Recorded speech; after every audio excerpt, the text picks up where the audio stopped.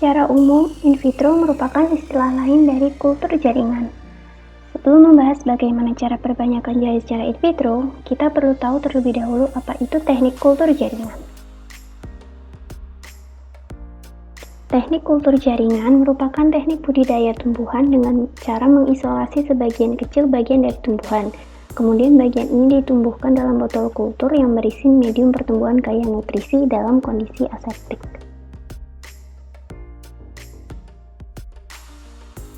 Prinsip dasar dari teknik ini adalah mengambil bagian kecil dari tanaman, utamanya sel yang masih aktif membelah seperti tunas apikal. Kemudian ditumbuhkan dalam botol kultur yang berisi medium kaya nutrisi dalam kondisi steril. Bagian dari tanaman yang diambil ini dapat tumbuh menjadi individu tanaman baru karena sel memiliki sifat totipotensi dan autonom, di mana sel mampu berkembang dan beregenerasi menjadi tanaman utuh secara independen dengan cara mengatur metabolismenya sendiri. Tanaman hasil kultur jaringan akan memiliki sifat yang sama persis seperti sifat induknya. Selain itu, sterilitas benar-benar harus dijaga dalam teknik ini agar mikroba tidak tumbuh pada medium dalam botol kultur. Karena jika mikroba tumbuh pada medium, maka tanaman yang justru akan mati. Desa Ngerangan merupakan suatu desa yang dikenal sebagai cikal bakal lahirnya angkringan. Usaha angkringan sendiri telah menjadi roda penggerak perekonomian warga sejak dulu. Salah satu menu minuman sehat di angkringan adalah wedang jahe dengan sejuta manfaat, salah satunya sebagai antioksidan. Dengan mengembangkan teknik perbanyakan jahe secara mandiri, diharapkan masyarakat desa Ngerangan nantinya mampu memanfaatkan hasilnya sebagai minuman sehat di angkringan atau untuk konsumsi pribadi di rumah masing-masing, terutama dalam masa pandemi COVID-19 seperti saat ini. Berikut merupakan alat dan bahan yang akan digunakan dalam percobaan kali ini. Yang pertama ada aluminium foil, kemudian ada air rebusan kentang, selanjutnya ada sari tomat, antibiotik, kemudian jahe yang memiliki tunas,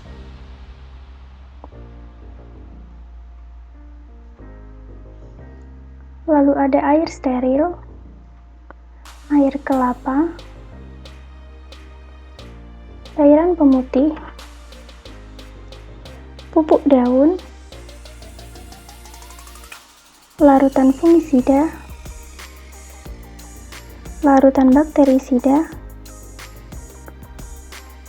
alkohol 70%, betadin, gelas ukur, agar bubuk, deterjen cair, korek api, lilin, pisau, gula pasir, bohlam lampu, petri dish yang sudah disterilisasi, pinset, dan botol kaca. Kemudian juga ada HgCl2.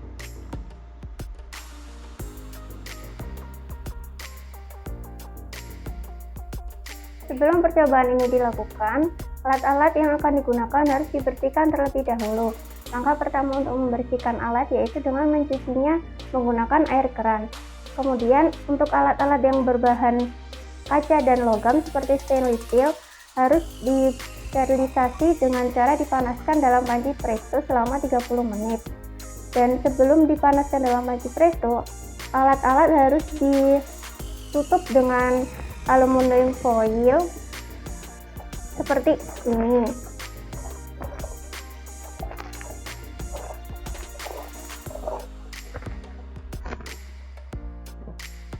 Apabila semua alat sudah ditutup dengan aluminium foil, kemudian akan dimasukkan ke dalam panci presto dan dipanaskan selama 30 menit. Untuk alternatif lain, jika tidak ada aluminium foil di rumah, kita bisa menggunakan kertas sampul. Kemudian kertas sampul tersebut harus diikat menggunakan karet agar tidak lepas. Selanjutnya alat-alat dimasukkan ke dalam panci presto berisi air dan dipanaskan selama 30 menit. Pemanasan ini bertujuan untuk membunuh mikroba yang terdapat dalam alat-alat tersebut karena mikroba akan terhambat pertumbuhannya atau bahkan mati pada rentang suhu di atas suhu optimum hidupnya.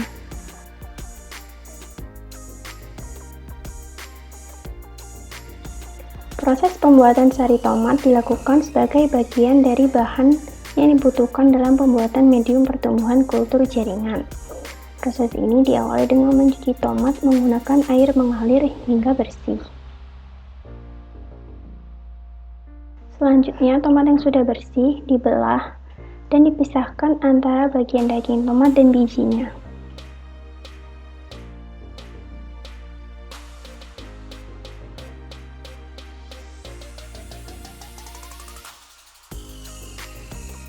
Jika semua bagian sudah dipisahkan, selanjutnya daging tomat dihaluskan.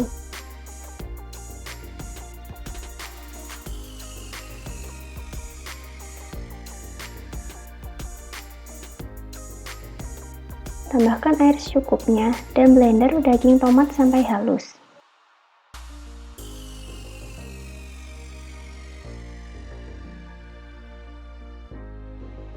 Kemudian daging tomat yang sudah halus disaring untuk didapatkan sari tomatnya.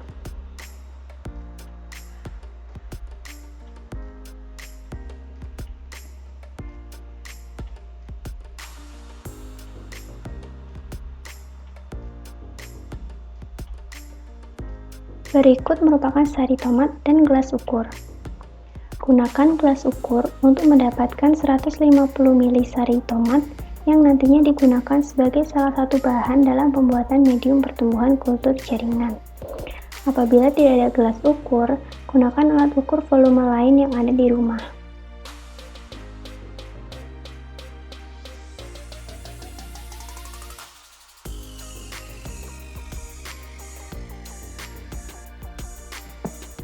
Terakhir, siapkan gelas dan pindahkan sari tomat dari gelas ukur ke dalam gelas.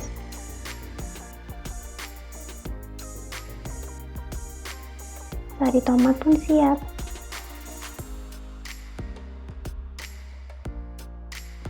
Proses pembuatan air rebusan kentang juga merupakan bagian dari bahan yang dibutuhkan dalam pembuatan medium pertumbuhan kultur jaringan. Proses ini diawali dengan mencuci kulit kentang dari tanah, kemudian kulit kentang dikupas. Selanjutnya, daging kentang dipotong kecil-kecil atau boleh diparut tipis menggunakan pemarut. Semakin kecil irisan daging kentang akan lebih baik karena karbohidrat yang dikeluarkan juga akan lebih banyak.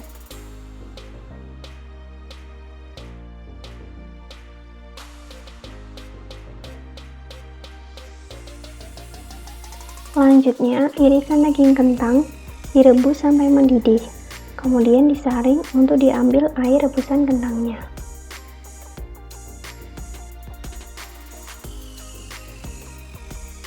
Langkah pertama dalam melakukan percobaan ini adalah pengambilan eksplan. Pengambilan eksplan dilakukan dengan mengambil bagian tubuh dari tumbuhan yang akan dikultur. Bagian yang diambil sebaiknya merupakan bagian ujung dari tanaman atau bagian tunas apikalnya. Kenapa bagian tunas apikal yang diambil? Karena pada bagian ini sel-sel dari tumbuhan tersebut masih aktif membelah, sehingga ketika nanti dikulturkan, harapannya dia dapat tumbuh dan berkembang menjadi individu baru. Seperti pada jahe di tangan saya ini, bagian yang nanti akan kita ambil eksplannya merupakan bagian dari tunas-tunas jahenya ini.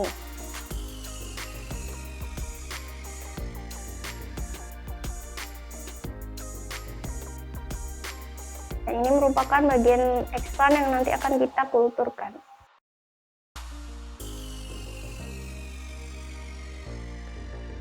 Ini merupakan bagian dari eksplan jahe yang akan kita gunakan. Sebelum dicuci menggunakan air dari bekas-bekas tanah, kulit atau lapisan pelepah dari jahe ini dikupas terlebih dahulu. Kemudian nantinya baru akan dicuci menggunakan air mengalir.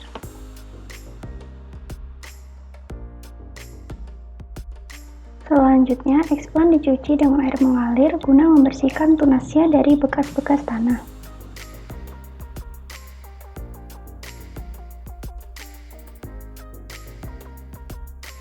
Kemudian, eksplan yang sudah dicuci dimasukkan ke dalam botol berisi deterjen.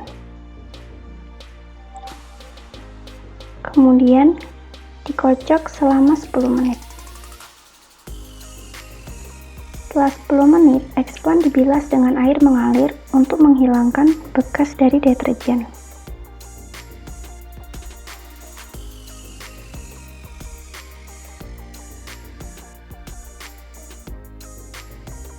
Kemudian, eksplan dimasukkan ke dalam botol yang berisi larutan fungisida.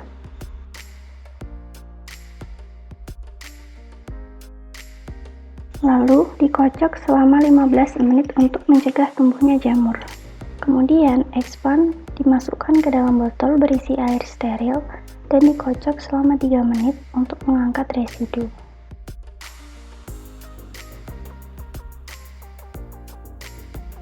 Selanjutnya, eksplan dimasukkan ke dalam botol berisi larutan bakterisida dan kemudian dikocok selama 15 menit untuk mencegah tumbuhnya bakteri.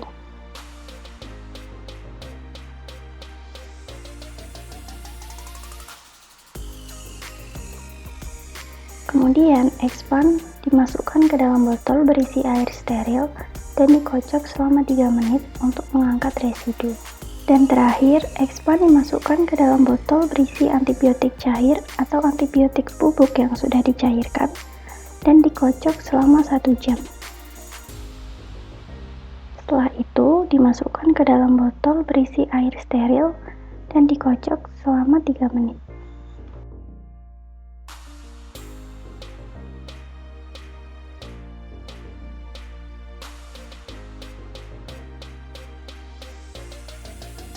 Berikut merupakan bahan-bahan yang dibutuhkan dalam pembuatan medium pertumbuhan kultur jaringan.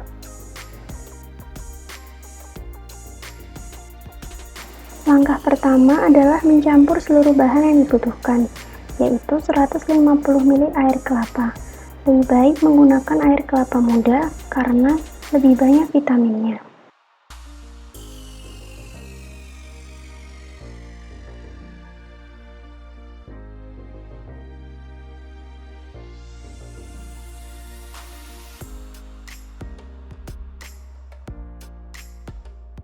Kemudian 150 ml sari tomat sebagai bahan organik sumber vitamin.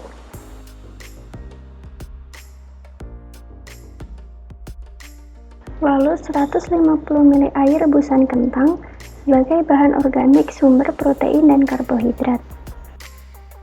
Kemudian 150 ml pupuk daun cair sebagai pupuk yang banyak mengandung unsur hara makro dan mikro. Atau kita juga dapat menggunakan pupuk daun berbahan bubuk atau padatan sebanyak 2 sendok teh.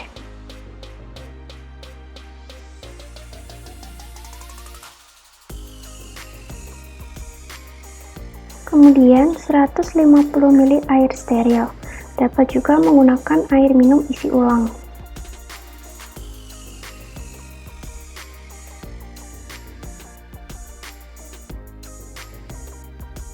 Lalu gula pasir sebanyak 2 sendok makan sebagai bahan sumber energi. Dan terakhir 1 saset agar putih bubuk sebagai pemadat media.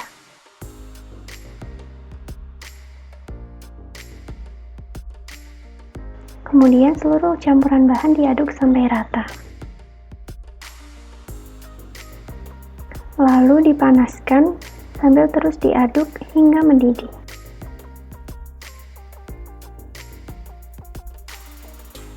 Setelah mendidih, masukkan medium pertumbuhan ke dalam botol kultur yang sebelumnya sudah disterilisasi dengan ketinggian kurang lebih 2 cm. Kemudian tutup dengan aluminium foil.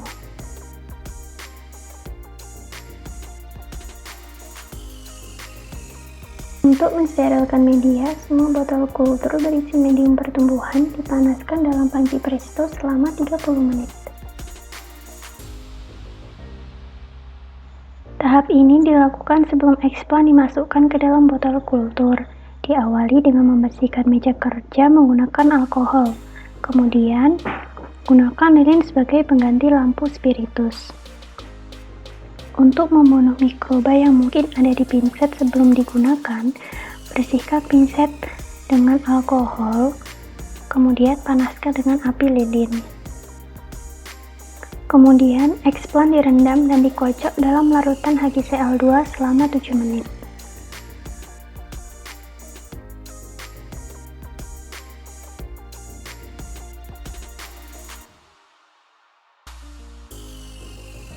Lalu, bilas dengan air steril dengan cara direndam dan dikocok selama 3 menit.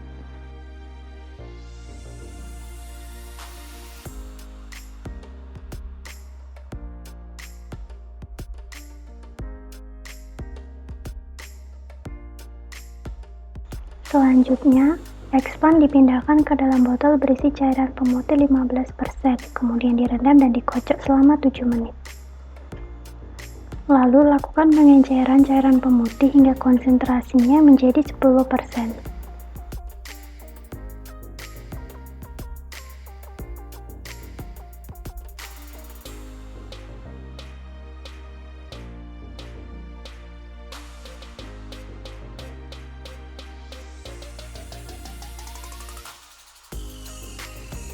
Jika sudah mendapatkan konsentrasi 10%, selanjutnya, eksplan direndam dan dikocok dalam cairan pemutih 10% selama 7 menit. Kemudian, lakukan pengenceran lagi hingga konsentrasi cairan pemutih menjadi 5%.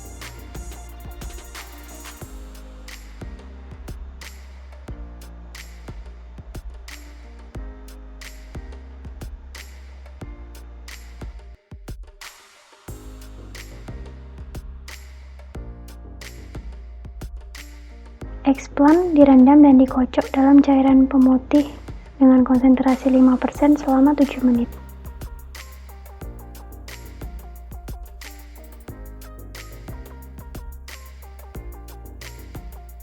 Kemudian, bilas dengan air steril dengan cara direndam dan dikocok selama 3 menit.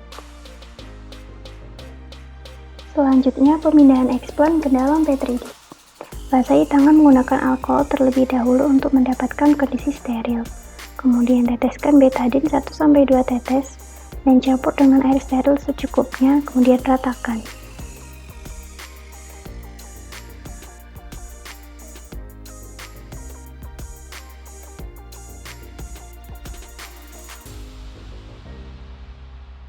Jika sudah, masukkan eksplan ke dalam Petri dish.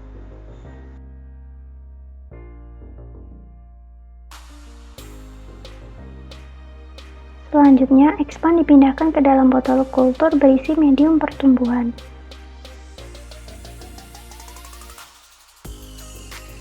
Panasi mulut botol dengan api untuk membunuh mikroba.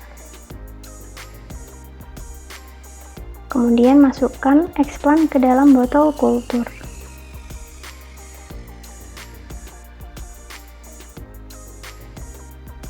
Jika sudah, tutup dengan plastik dan ikat dengan karet. Karena kondisi lingkungan yang tidak steril, ikat botol sekuat mungkin dengan karet.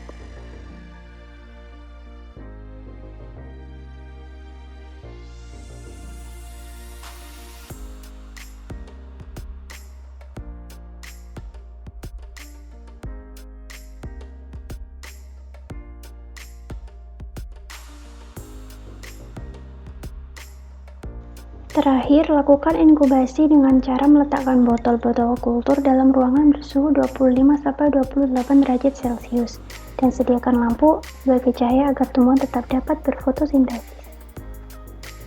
Sedikit tambahan pada tahap inkubasi, untuk mengkultur pada skala massal, botol kultur di ruang inkubasi diletakkan pada rak bertingkat dengan lampu fluorescens di atasnya. Lalu berikan jarak tingkat antara sekitar 40-50 cm.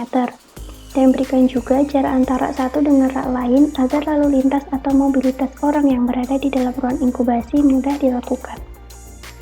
Selanjutnya dilakukan tahap subkultur, yaitu tahap pemindahan eksplan yang belum siap tanam ke medium pertumbuhan baru. Teknik ini dilakukan dengan memotong dan menanam kembali eksplan yang telah tumbuh ke medium baru, sehingga jumlah tanaman akan bertambah banyak dan nutrisi untuk pertumbuhan tanaman tetap terpenuhi. Waktu pelaksanaan subkultur untuk setiap tanaman akan berbeda, tergantung pada beberapa hal. Misalnya, eksplan yang ada dalam botol sudah tumbuh setinggi botol, atau eksplan tersebut sudah berada lama di dalam botol sehingga pertumbuhannya sudah mulai berkurang akibat mulai kekurangan hara atau nutrisi. Hal ini biasanya ditandai dengan medium yang akan terlihat mulai menipis atau berwarna lebih gelap dari sebelumnya. Namun, umumnya subkultur dilakukan setiap 3-6 minggu setelah inkubasi pertama. Setelah tahap subkultur, dilakukan tahap aklimatisasi, yaitu tahap pemindahan plantlet ke polybag atau pot atau medium tanah lainnya. Tahap ini dilakukan sebagai bentuk adaptasi plantlet yang sebelumnya tumbuh pada kondisi aseptis agar dapat bertahan pada kondisi lingkungan yang tidak aseptik. Tahap ini akan berbeda untuk setiap jenis tanaman, namun pada jahe biasanya saat berumur sekitar 5 minggu. Proses pemindahan diawali dengan mencuci plantlet dengan air, kemudian dipindah ke polybag atau pot. Saat dipindahkan ke polybag, komposisi dari polybag berisi kompos dan tanah dengan perbandingan 1:1. Perlu diperhatikan di sini bahwa perbandingan isi polybag untuk setiap tanaman akan berbeda. Kemudian, polybag disungkup plastik untuk menjaga kelembapan dan menghindari serangan hama. Isi polybag atau pot juga bisa ditambah dengan lumut untuk lebih melembabkan akar dari plantlet. Adapun beberapa kelebihan dan manfaat melakukan teknik kultur jaringan adalah: yang pertama, dapat memperbanyak tanaman secara massal dengan sifat yang identik dengan induknya. Dengan teknik ini, satu eksplan dapat diperbanyak menjadi beribu-ribu tanaman dalam kurun waktu kurang dari setahun. Kedua, mampu menghasilkan tanaman dengan sifat unggul dengan cara mengkultur tanaman yang memiliki sifat-sifat unggul. Hal ini dikarenakan hasil dari kultur jaringan akan memiliki sifat yang identik dengan induknya. Ketiga, adanya serangan hama dan penyakit juga dapat ditekan karena kondisi lingkungan yang steril. Kemudian, dapat menghasilkan tanaman yang bebas virus, karena pengambilan eksplan dari bagian meristem atau bagian sel yang masih aktif membelah tidak memiliki virus. Kemudian yang terakhir, sebagai upaya konservasi, ini disebabkan karena tanaman yang sudah dikultur dapat ditidurkan, sehingga apabila suatu waktu tanaman tersebut terancam punah, dapat diperbanyak kembali dengan teknik kultur jaringan. Sekian pemaparan tutorial teknik perbanyakan jahe secara in vitro pada skala rumah tangga. Semoga bermanfaat.